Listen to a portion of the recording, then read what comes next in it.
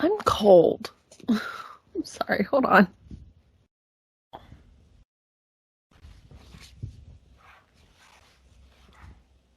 Okay.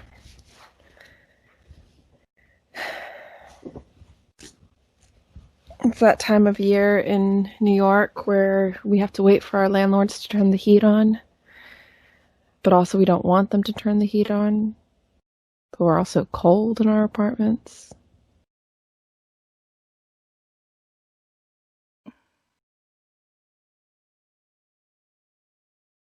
I shaved my cat.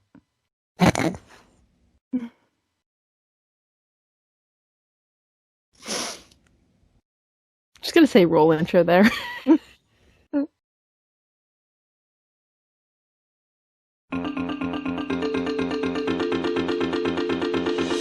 I'm Rebecca.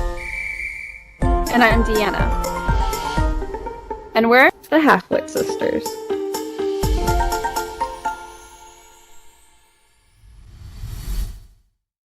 Why did you shave your cat? She's been pulling hair out, and I looked it up, and I was trying to figure out why she was doing this. And some of it can be like she's having anxiety issues, which who isn't in this household at this point? So, and she started doing it a lot more when I started working and being out of the house more. So she's got a lot of damage on her back, and I needed to come up with a solution, so I shaved her. Okay. Yeah. You can see on my TikTok the results.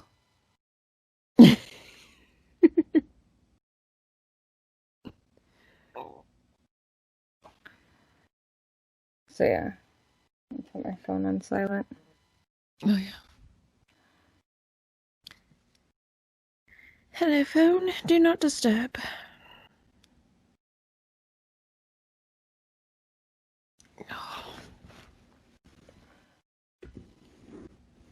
Okay, so episode setup. We're talking about body neutrality mostly today. Why we started getting into it. And we're gonna talk a little bit about our childhood. Because we were definitely picked on a lot growing up. So we'll talk a little bit about being bullied here, which leads into the body neutrality. And we'll also talk a little bit about radical self-acceptance, because that's also kind of a movement that's being picked up here. It's fairly new to me, so I had to do a little bit of research. I did some quick research before our show today. So we'll talk a little bit about it. Please note that we are not medical professionals or psychologists or anything in the sorts, but we will always put our sources down in the descriptions below. And if you would like to keep up and get more of our content, make sure to like, follow, subscribe, and hit that bell icon to get that notification. Bam! Work that in there this time. Oh my god. Sorry, my nose. I spent the weekend at Neil's. Mm-hmm. And it's very dry over there. It's very dry here, so my nose is all sorts of... Did you take your allergy meds? I did not today. I should probably do that real quick. Let me run off and take my allergy medicine. Yeah. Oh god. Before I end up with a nosebleed again.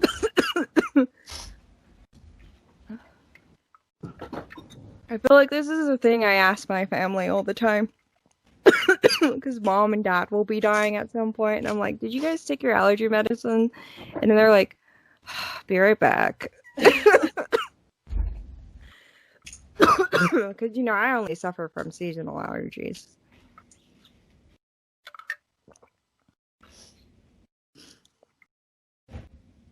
And today, yes, I did make sure that my nose wasn't going off the haywire.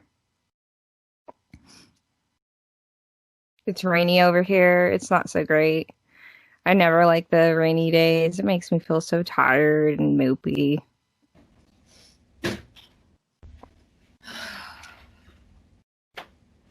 It's a depressing kind of weather, and like depressing weather makes me feel a little depressed, so I just You've just been talking to yourself. look, I wasn't talking to myself, I was talking to the viewers. There was some empty space. You have to keep the show going. Never mind the fact that anytime we have dead space, I just cut it out. Look, I was making some entertainment. I'll be so upset if you cut all that out. No, it's staying in.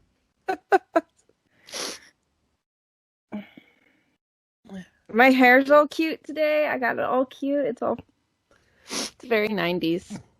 Yeah. It's been that Speaking of the 90s, let's take ourselves back. Is that a good transition? I don't know. Oh, okay. So, like, where do we want to start? Do we want to start, like... So, like, we're doing this because, like, some people have said, hey, we want to hear some more personal stories of yours. And, like, we thought, hey, you know, we've been getting into body neutrality. And first, like, let's set it up. What is body neutrality? So we can explain why we started getting into it. So body neutrality is a social media movement that takes... Sorry, hold on.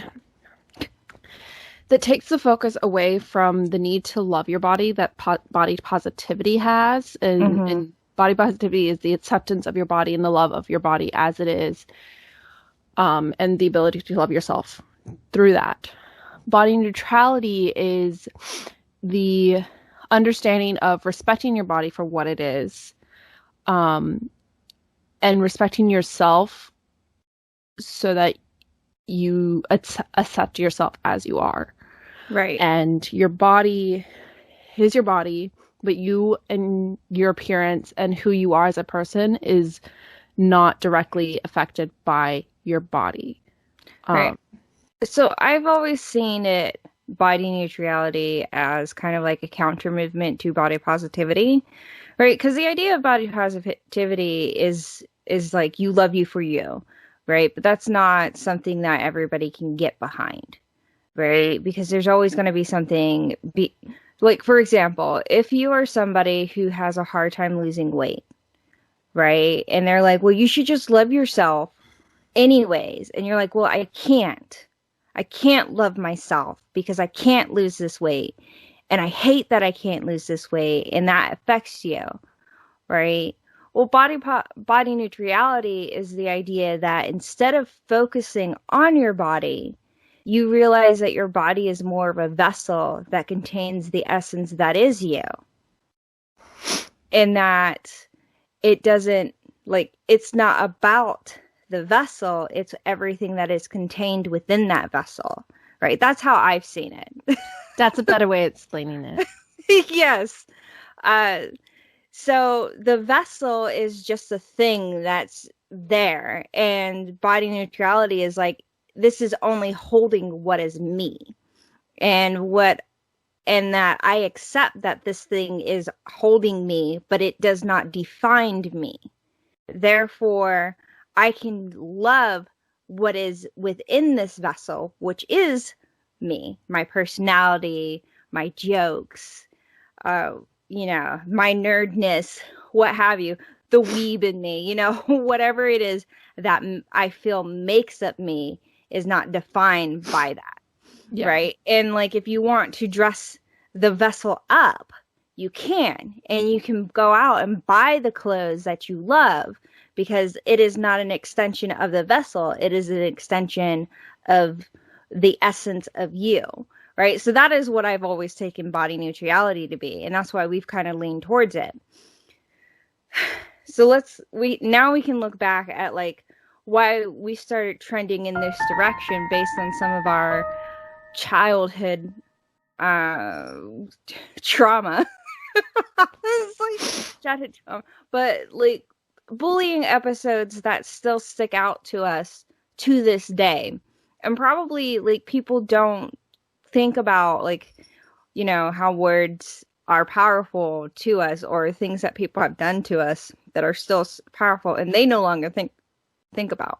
Yeah. So, And it's funny because it's part of a conversation I've had recently of, well, that was in your childhood, so you should just get over it as an adult, and that's not something you can do. Yep. Things stick with you, and when you hear them enough when you're a child and growing up, they stick with you as an adult, and it takes years of coming to accept those things about yourself to just be able to accept who you are. All right. So let's do this, because can you pick 2 or 3 episodes in your life that stick out to you the most? Because I think I can pick at least up to 2 or 3 episodes that stick out to me the most as to why I find it very hard to love my body. I can pick out a couple that just make it hard for me to accept my body, but also my personality. Okay. Does one of them start in the 90s? All of them are in the 90s. Then let us travel back to the 90s. What is that? The wait.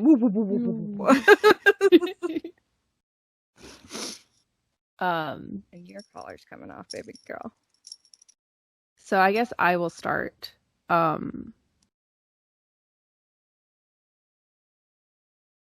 Growing up, we were always the new kid, which was not surprising considering we moved every 2 to 3 years. Because we're Navy brats. That's what we grew up as. That shapes who we are as adults, and how we were raised shapes us, right? So we were constantly new. And thankfully, for the most part, everyone else around us was constantly new.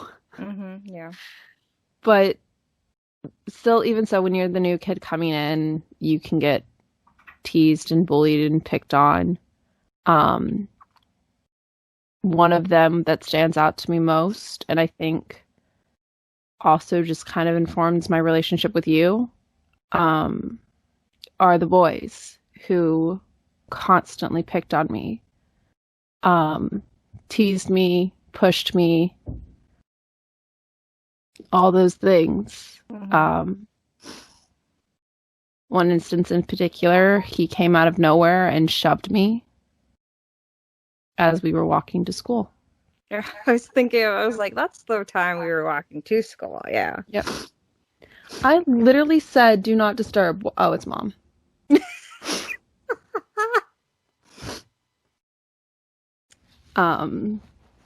And it was a kind of a constant thing with these groups of boys that would just come out of nowhere and push me or shove me because I was different. Mm-hmm. And I don't really understood why. I still don't understand why. You can say, "Oh, well, they liked you," but that's really not a good excuse. Mm-hmm. I do remember one of them coming to me not long before he left and being like, "Hey, if I continue to pick on you, will your sister pick on me?"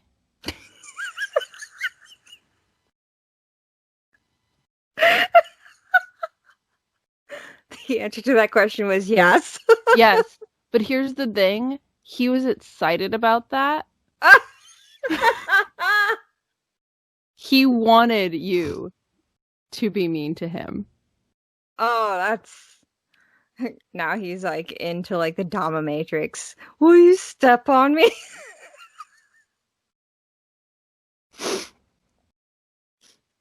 So, yeah. And growing up, I've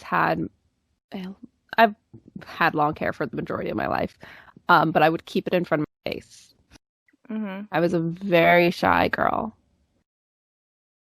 and I have very thick hair and very voluminous hair. which is great by today's standards. In the 90s, not so much. Mm-hmm. Not when we were children. Like our barbers were like, "Oh, they've got such thick hair, and that's so good." But like for kids, it was not so great. Yeah. So I was picked on a lot for my hair. I was also picked on for my dimple chin. Mm-hmm. And these are things that even today I struggle with. Now, granted, I love my hair now, but there are still days where I'm just like, I wish I didn't have it. Mm-hmm. I wish it was thinner, straighter. Just not what it was and is.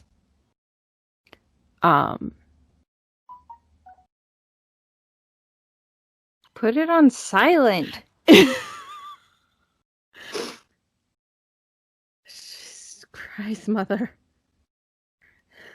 The whole point is on do not disturb is do not disturb. That's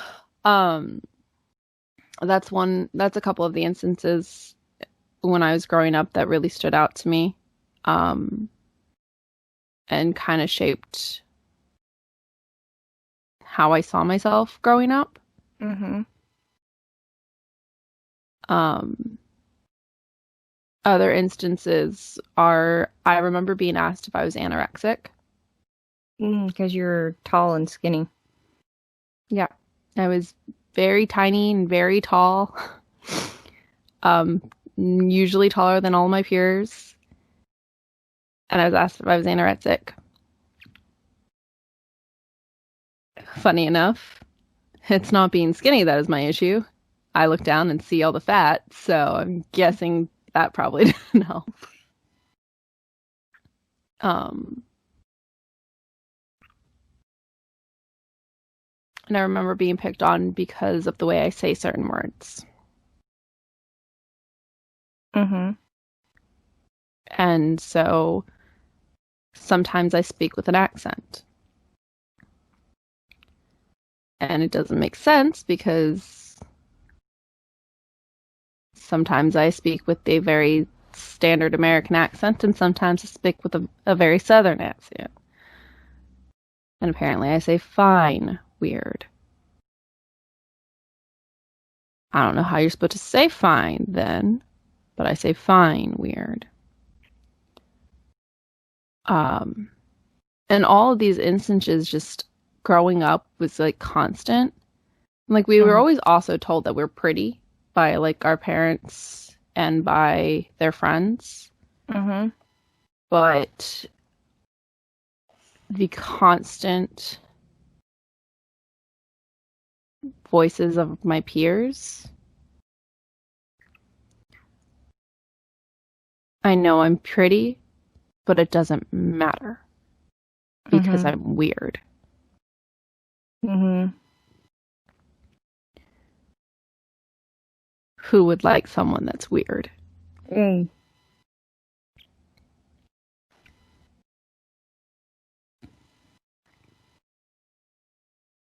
You're loud. You speak funny. Go away. Mm-hmm.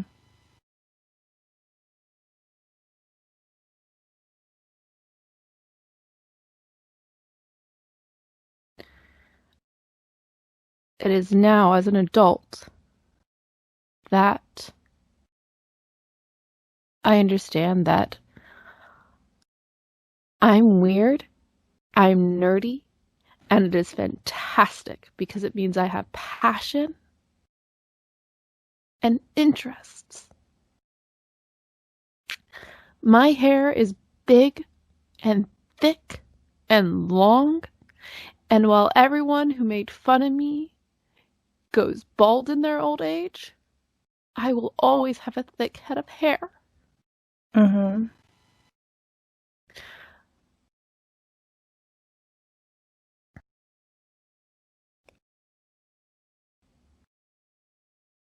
I just don't.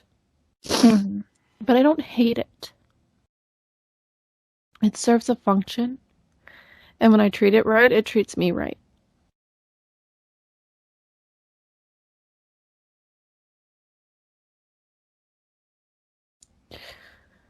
So yeah, I look in the mirror and some days I really hate it.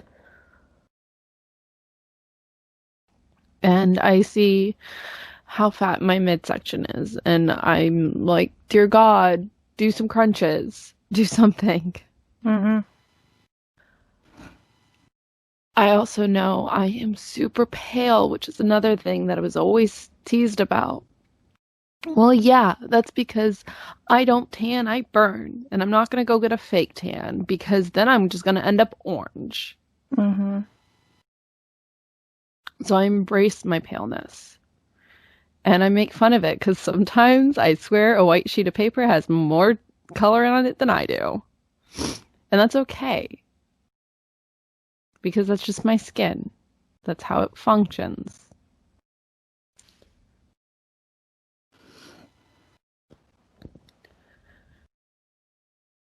But all those revelations took years to get to. And then you sent me this article about body neutrality. And I nearly cried.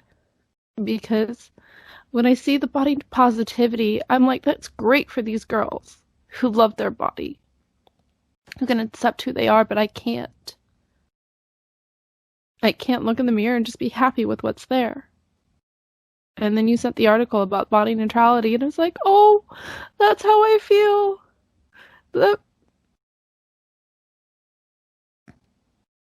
That's the acceptance of my body being a vessel and not being a definition of who I am.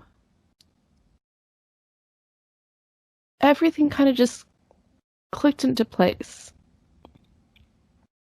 of the things that I had been struggling with for years previous on why I didn't love myself. I don't have to love myself. I don't have to love this. I can respect this and love who I am.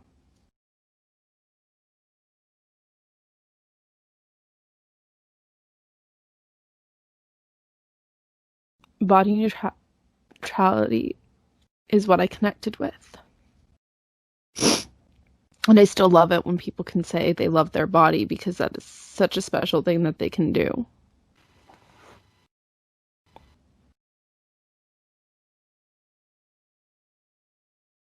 I don't need to be there.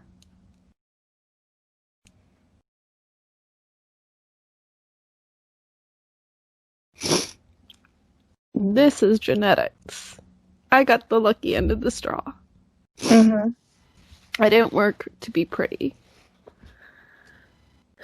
I worked to be who I am. That's why I liked body neutrality. Mm-hmm.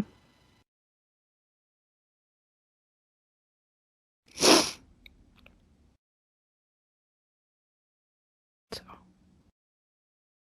that's my story.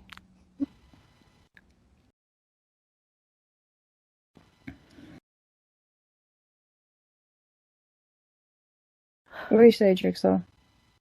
10 out of 10?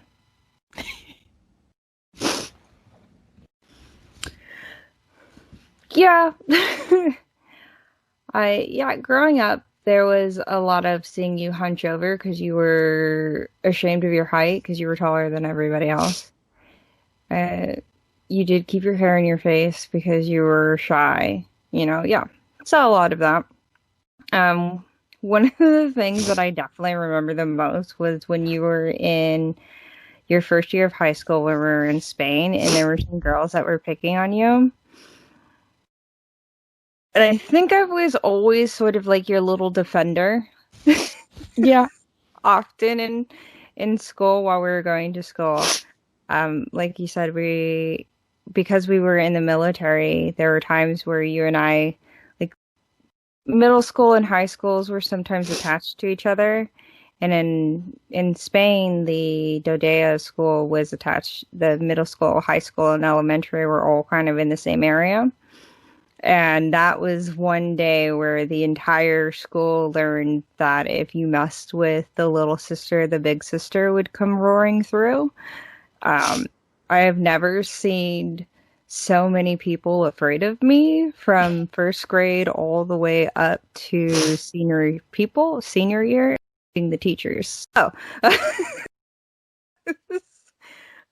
Yeah. I remember I was crying in class one day and you came and my teacher didn't want to let me out, but you're like, fuck you. she's stepping outside. Yeah. Um, so yeah, that was, that stuff. So, but I'm glad that, you're getting onto a better path. I know it's tough with the whole thing and moving past that stuff. It's really hard. So, okay. So my turn to follow that act. I don't know. I think of 3 instances.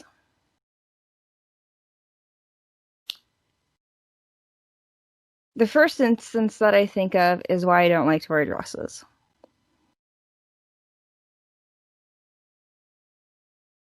I woke up one morning and I thought about, hey, I really want to dress cute. For anybody, I wanted to dress cute for myself. And I had these little skirts, the short skirts things, they're connected, and I really liked them, and I put them on one day, and I thought I looked really cute. I had a little tank top on, had little skirts on, had some tennis shoes on, did my hair. Thought I looked really freaking cute. Get on the bus, and I'm feeling good about myself. I'm thinking this day is going to be amazing. I'm feeling good. This is the first time I felt good because we just moved from Guam to the U.S. for the first time in like 5 years, because we'd lived on Guam for 5 years. And I had been depressed for a very long time, and it kind of coming out of this big like culture shock from moving from a military area that was very different to this. I don't even know how to describe it, but it's part of the second story, so I'll kind of leave it for that part. And I'm on this bus, and I'm looking around, and there's not very many seats, but for some in the back, and I'm walking towards the back, and I feel and hear this smack right on my ass cheek. And I turn around, the entire bus is staring at me and laughing. And I suddenly didn't feel cute anymore. I felt disgusted. I felt wrong. And after that, I couldn't wear skirts or dresses anymore, because all I could see was the laughing faces and hear the laughing voices and the kids. I just can't do that anymore. I felt vulnerable. And to this day, I still feel vulnerable anytime I wear a dress because of that. Just that one instance. Wearing a dress makes me feel vulnerable. It makes me feel nasty. It makes me feel disgusting. So I don't wear a dress. Like I said, we moved from Guam to Wisconsin, Kenosha. The two could not be further apart. Could not be further apart. And let us explain some of the culture of the military as we know it, and some of the culture of like the Dodeo schools. It's very integrated. Right? Very integrated. There's not much in our eyes, or at the time when we were going to it. This gets a little bit into some politics here, but doesn't feel very segregated. Doesn't feel very racism. And when you're 11 and 12 years old, you don't really understand that, or we didn't understand that.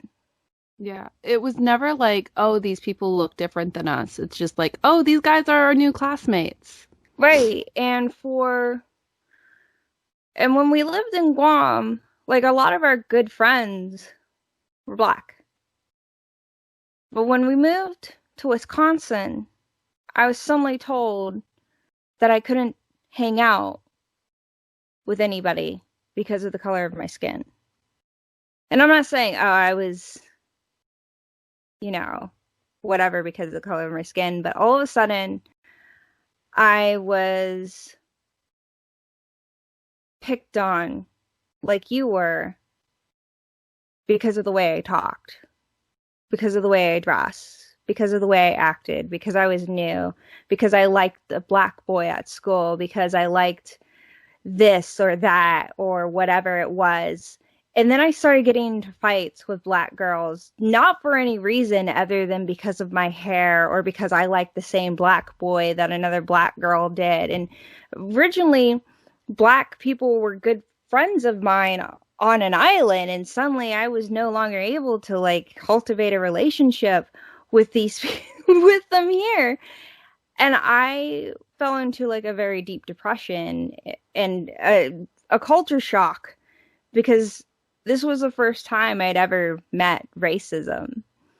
And this was the first time that I was being bullied that hard. And there was a day where a black girl picked a fight with me in the school locker of the gym.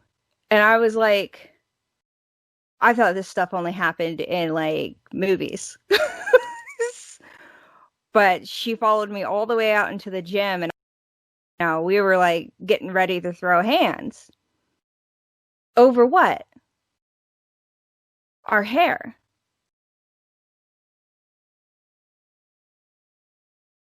That was it. She said I didn't do anything. I never said a comment about her hair. But she was angry. And suddenly I could not love myself anymore. I could not like what I looked like. I could not.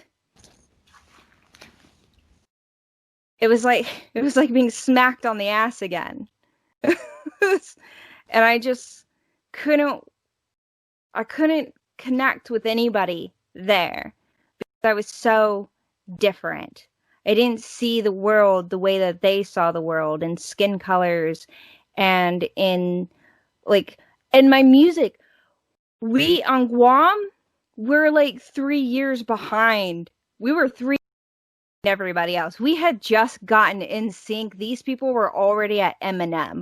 We were like so far behind. And I was being made fun of because I had just gotten into Britney Spears and they were already at like Usher. So like I couldn't connect on any level with anybody. And by the time I finally did, I was in a school dance and a girl smacked me in the face because she didn't like the way I danced.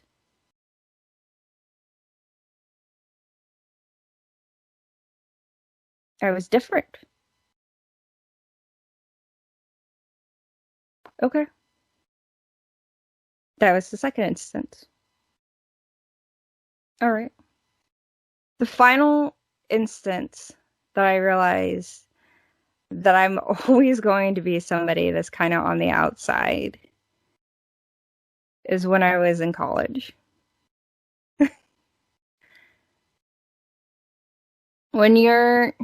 I didn't have like a true blue college experience. I went to DeVry University.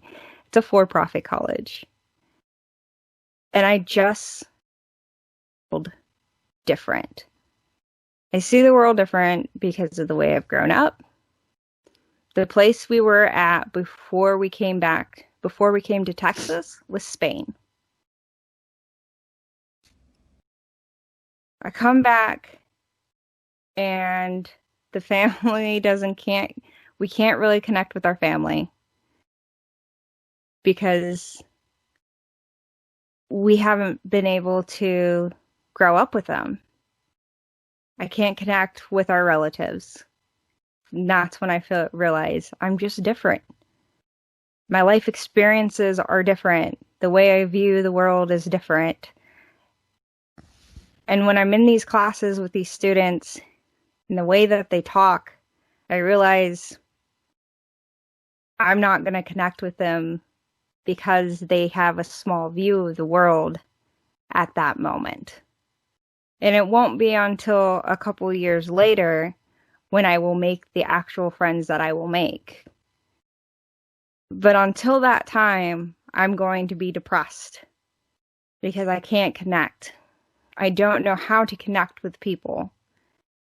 Because all through the last 2 to 3 years of the last 2 years of my high school, the first 2 years of my college, and a few times that I tried to go and meet with my family, I just am so different. And it's not anybody's fault. It's just that the way that I've been viewing the world at that point is just a jumble. It's all over the place. It's a hodgepodge of experiences that some people can understand and some people can't. And when I bring up my thoughts, people just are either confused by them or make fun of me for them. Because that's not how they think. And I get made fun of a lot for that. So I played a little bit of a joke clown. That's okay. I don't mind. It hurts a little. But I know eventually I'm going to find some people that will accept me for who I am. And I do. Now, after I've graduated college, I have found a really great support network. You know, I have my roommates. I have some really great friends. It took a long time to get there. And when I found, and just like you, I remember in high school, I was made fun of because we have very heavy Hispanic. Our mom's from El Salvador. We've never mentioned this, but our mom is from El Salvador. That's why we have thick hair. We also grow in mustaches and chin hair, right? Which we often have to either shave or get pulled or pluck. Growing up in some of the schools we did, especially in the American school system, I remember there were people that would come up. One time in lunch, there's this dude that came in, said, "Rebecca, stop, look at me." True. And I was like, "What do you mean?" "Yeah, this dude said you have a mustache. And it's true, you do." You remember? Yeah? Yep. Getting made fun of because it wasn't like thick. No. But it was there. Even today, there are still times when someone will make a comment about it, and I don't think they realize how sensitive we are to that sometimes. Yeah, because, and this is another thing, like, our mom means well. Sorry, Mom, to put you on blast, but our mom means well, right? But she'd be like, "You got that corner stash," and not realizing that now she's made us subconscious for, like, the rest of the day, and we're going to spend the rest of the day doing, like, Yeah. you know? But little things like that, like, I would be walking through the halls, and there's times where, like, in that school, where I was depressed and within that culture shock, I stopped taking care of myself, especially after I got made fun of on that bus. I stopped taking care of myself entirely, and my hair got so matted at one point that people could actually see it, and were making fun of me while walking behind me, and I could hear that. Like, that didn't help, but it didn't help that my hair was so thick that like, it wasn't easy to get those knots out in the first place. you know? But, like, those little things makes it really hard for us to love both our personalities and our appearance. And our parents. Did you say? Or appearance. Appearance, yes. There was a guy in high school that came up to me in Spain that came up to me and said, "Hey, Ray, I thought I wanted a girlfriend just like you. But I realize I don't." I'd rather her be different.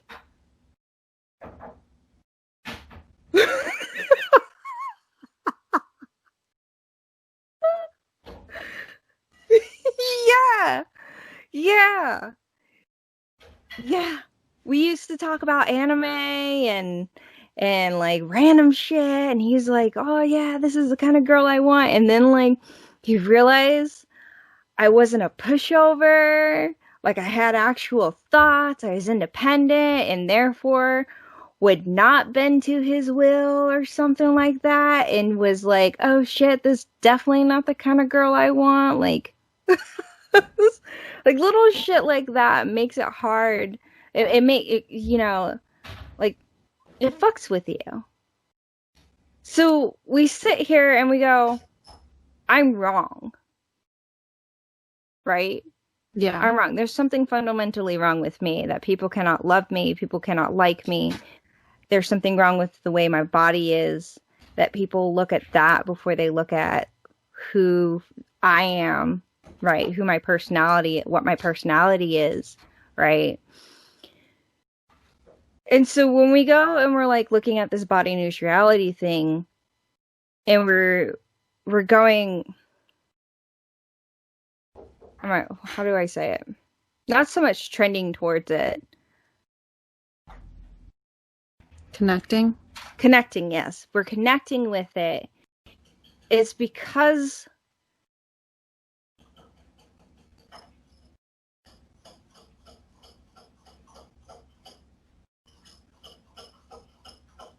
it tells us that there is nothing wrong with us. For the first time, we are told there is nothing wrong with us.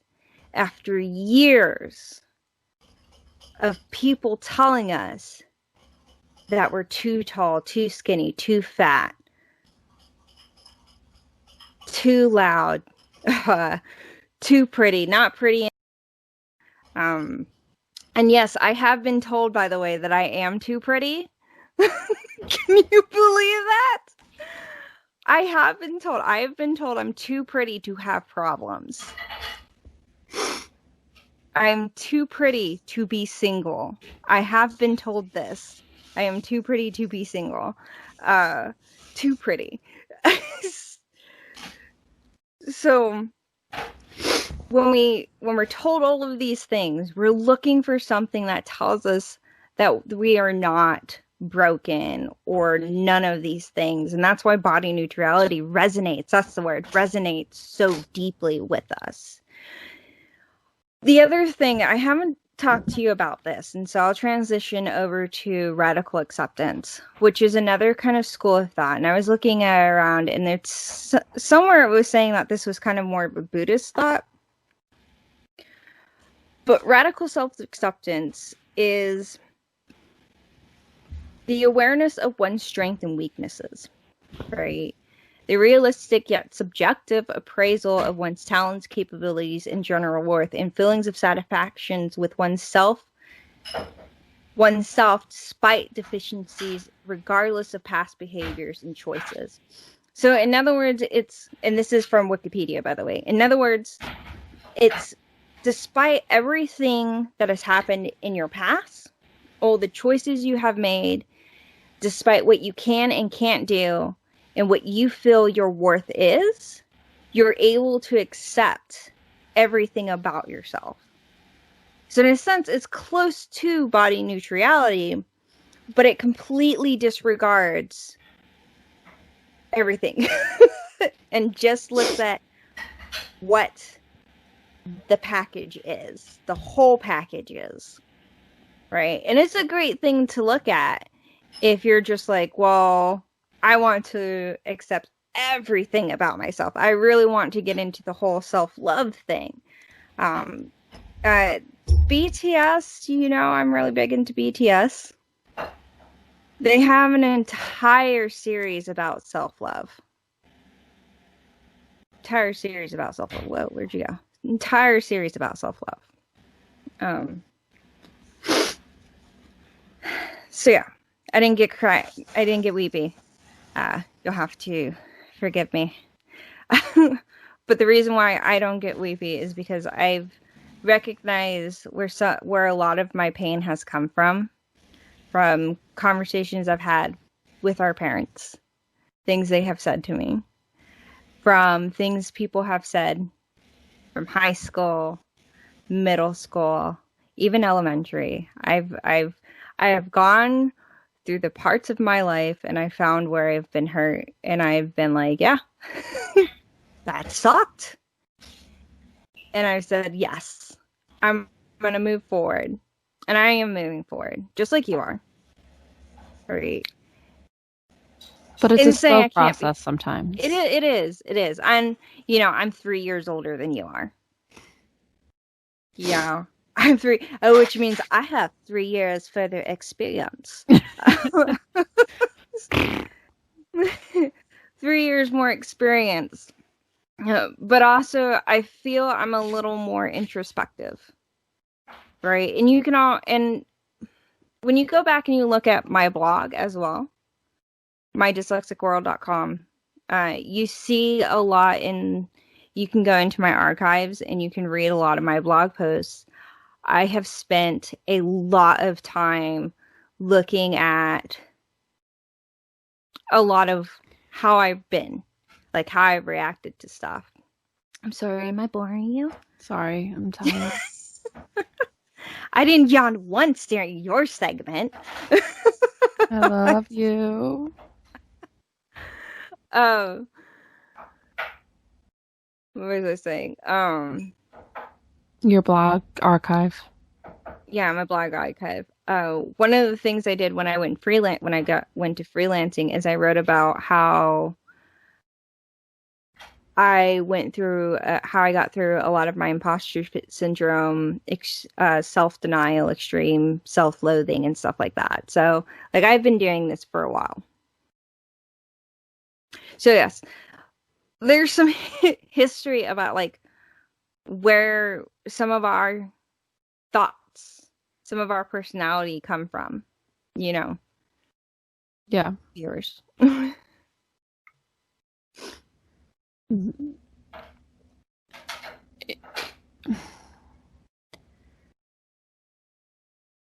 And one of the I like meant to say earlier,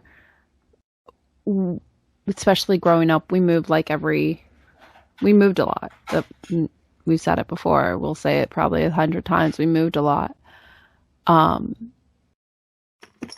it is hard for us to sometimes grow connections with people because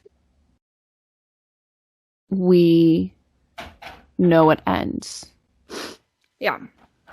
That was definitely one of the things, especially in college, that made it hard because a lot of the people that I met in college were used to having friends that they'd known for like 5 or 10 years. And I would show up and I'm like, we're going to burn through our friendship fast. And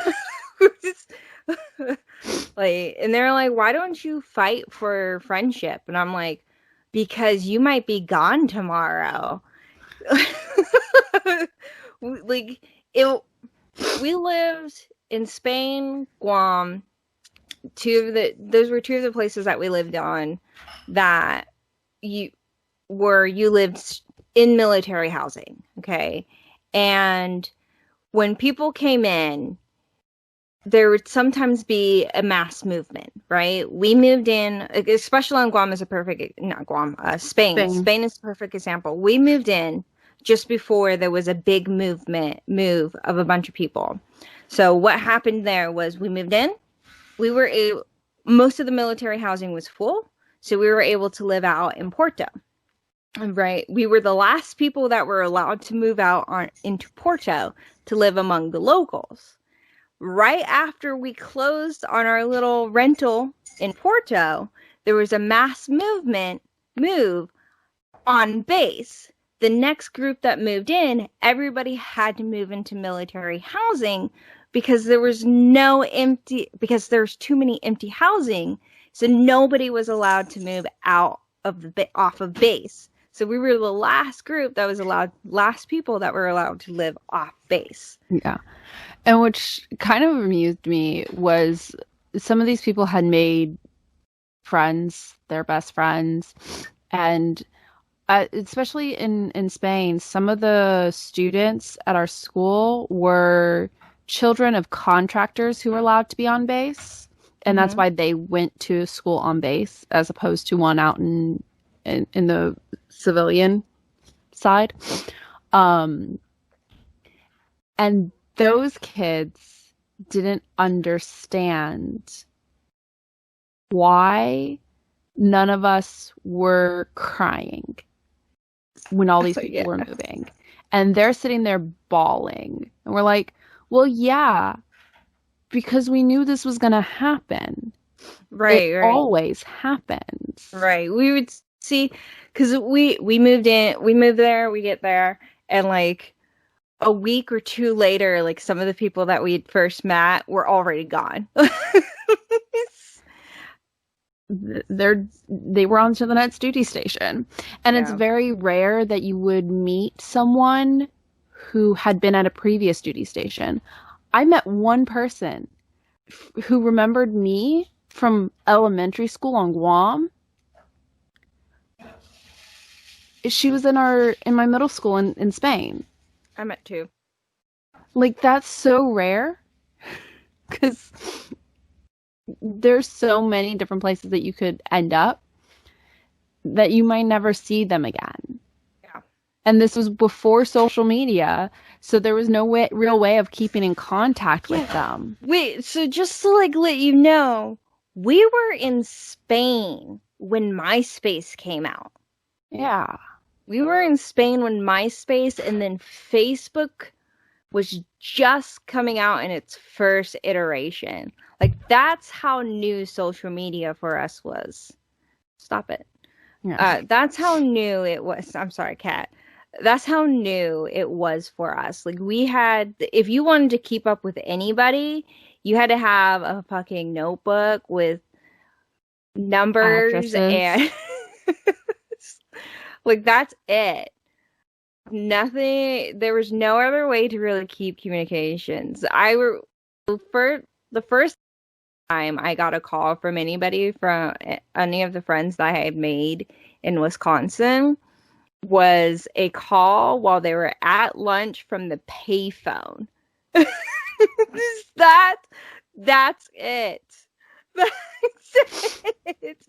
We had no other way to keep communicating. Like, well, we had IM Messenger, Yahoo Messenger, and stuff. But we weren't really on the computer much in Guam.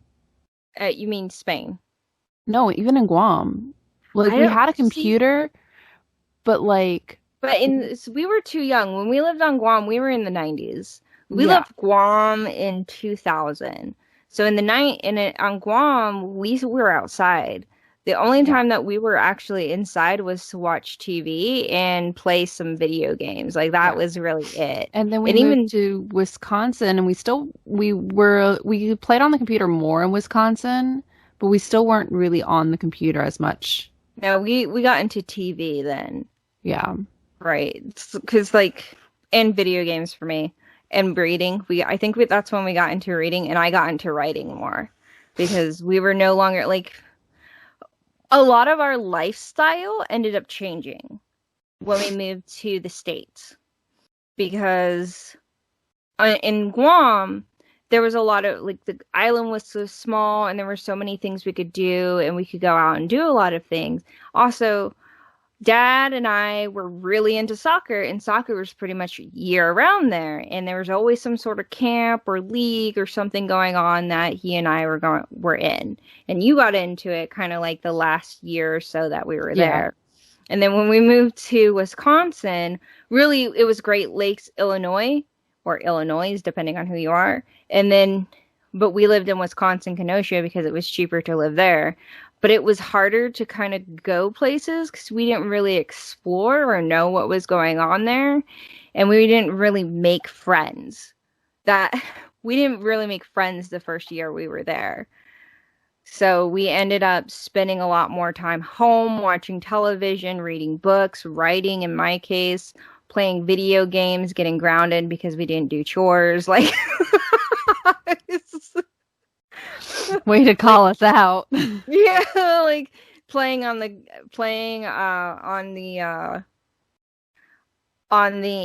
computer more. Like that's what we were doing. And then like the next 2 years, I think we started making friends, but we really didn't like explore anything. And it wasn't safe to be out. Like that, the States weren't safe. That's what we came out to be. And then we moved to Spain, and we moved around. Like we weren't home a whole lot, I don't think. Yeah. I think I was definitely on the computer a lot more when we finally moved to Spain, but even still, like, we would go out and do things more because we were in a completely different country, and Mom wanted to drag us to go see some tour that she was a part of. Tour, or like we went to go walk around the local area to get like croissants or I love for chocolate croissants. That's where we felt. Or like we went to, it's like we were in the perfect spot where down one spot we were like, it was equal distance either way. Down one way was Burger King, down the other way was the local Soul, which was the supermarket, which had a cafe inside. And had a cafe attached to it, so we'd go either way. Or Mom would take us onto base and we'd go to do whatever was around the base. Yeah. Like that's what we'd do. That was our time. Movie theater. On base, which only showed like 3 movies at like certain times of day. So it also had the drive-in, which we rarely went to, but there was the drive-in there too. There was. Yeah. And then when I graduated from high school there, yeah, because I graduated in Spain, I worked at the commissary as a bagger, or hung out at home, or hung out with Mom at her workplace, mostly. Yeah. Or went to like a few classes because they had actual college classes there for some of the military people that were taking classes there. So yeah, like that was our life. That's how our life was a lot of that. And we like Guam is where most of our memories were because we lived there for 5 years. Yeah, up until Dad retired, that's the longest we had lived anywhere. And then when he retired and we moved to Texas, Texas is the place you've definitely lived the longest. Like another year and a half, and I'll be tied for New York and Texas. Mom and Dad have been in Louisiana the last 2 years. Yeah. So that's kind of just been our life of constant moving. And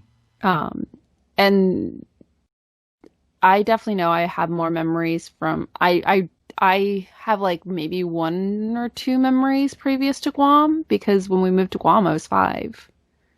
Yeah, I think before that we were in Denver, Colorado. The earliest memory I have is from 29 Palms, when we got lost in the desert. I learned that story this last year or this year, one of the two. Oh yeah, no, that was great.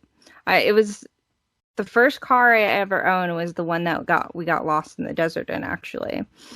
A 1991 Isuzu Rodeo. Quick story. I love this story. It's probably one of my favorite memories of all time. So it's an odd one to have as a favorite memory too. But it's a 1991 Isuzu Rodeo, 4-wheel drive, manual, white, manual, white 4-wheel drives, and kind of around the first time that we got it, Dad was like, "Let's go to the desert." Let's go to this area. It was a picnic area. And we were just climbing around these rocks all day. And Dad's like, hey, let's test out the 4-wheel drive for the first time ever. And so we're going pretty much through these canyons, bouncing around and everything. And I remember this so vividly, just us bouncing around and having a great laugh. And then all of a sudden we get stuck. And the parents are like trying to figure it out, and Mom's like trying to keep us like entertained so we don't realize like shit's going wrong. And we're just like, okay, no problem. Like yada yada yada, but we don't get out. So we end up spending the night, and the back seats we could put them down, so they put them down, and the 4 of us are laid out in the back of the truck. Back of the car, and I remember laying in the back and looking out and just seeing through the back of the window just the stars, all the stars in this midnight blue sky, and just how pretty there is. And we're just squeezed in between Mom and Dad. And they're like, go to sleep, and we're just like, no. Look at it. And the next day they wake us up super early, and it's all gray because of fog, and we spend a lot of the time walking, Dad carrying some, like you, me, and doing all this walking, and we're just like complaining and walking. And then I remember we finally get to the road, and there's like this car coming, and Dad's like, oh, wait for us. So eventually, what comes out to find out, this is what I learned years later, comes to find out at some point during the jostling around of the truck, like they go to get the car back to have to go tow the truck. It was an old couple that picked us up and got us back to civilization. We were very lucky because apparently a couple of weeks before that, another family had gone lost in the desert and they'd never been found. So we got very lucky. They went to go tow the car back, the Isuzu Rodeo, which we called Honey. And we had Honey all the way up until we moved to Texas. And it was my first car. Like, I inherited Honey, and I drove her for like a year before she broke down. But anyways, they went to go get the car, tow Honey out. And at some point, what they learned during that jostling, the 4-wheel drive had bounced out. And at no point while they were trying to fix the car, while we were still there, did they think to check if the 4-wheel drive had been on. So what they did was pop the 4-wheel drive, and she popped right out.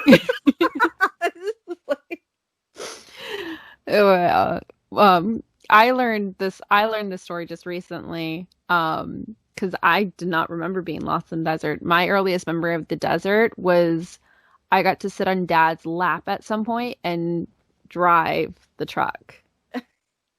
That's one of my earliest memories. Yeah. But like Mom was telling me about this, I was like, wait, we got lost in the desert? But they had to find a special tow, someone with a special tow to get the truck out, to get Honey out, because it was manual and because it was in the sand. Yeah. And it was a kind of expensive, and that's why it took a couple days or a couple weeks to get it. And Mom was terrified because apparently she could hear animal sounds outside at night. Well, we're in the middle of the goddamn desert. And apparently it was a good thing that we still do this, where we don't eat the bun off of our hot dogs. Oh, yeah. Yes. To this day. Well, the buns were our dinner that night. Yeah. The Gilbos think I'm weird because I'm just like, don't worry about giving me bread. I'll just eat the hot dog itself.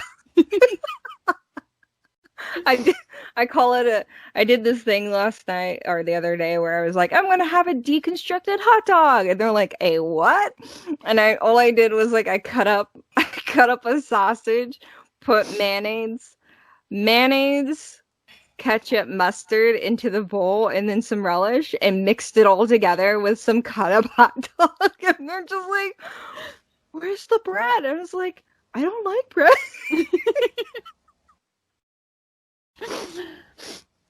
Yeah. So dumb. We apparently did that when we were children, when we were really little too, because that was our dinner that night. Because we hadn't eaten it, but Mom saved it. So we're trapped in the desert, Eating nothing some but bread to eat. It's so funny. So funny.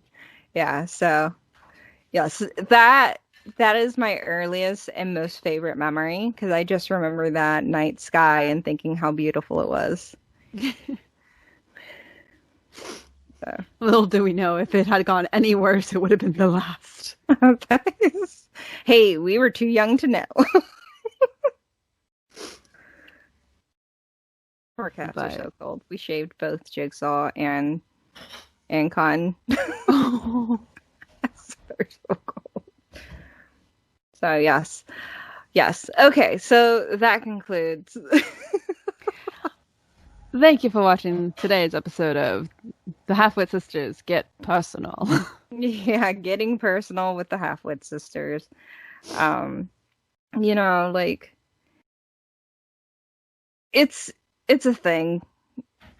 You know, getting made fun of growing up. I think a lot of people experience it, and it can affect you all the way into adulthood.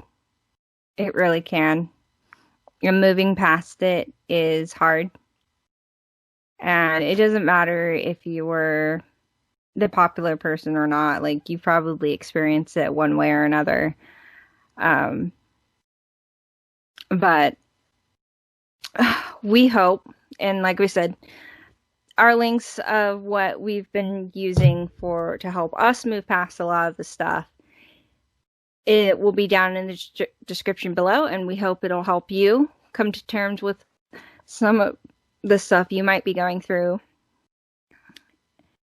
And let us know if you've had a bullying story or how you've been able to move past some of the stuff you went through as growing up. We'd love to hear it. Or tell us what is one of your most favorite memories growing up. We'd love to hear that or read that. And you know what to do. Like, subscribe, hit that little bell icon, and turn on all notifications so you don't miss an episode. We post every Friday at 5:15 Eastern Standard Time. Or 15 p.m. Central. We'll see you next time. Bye.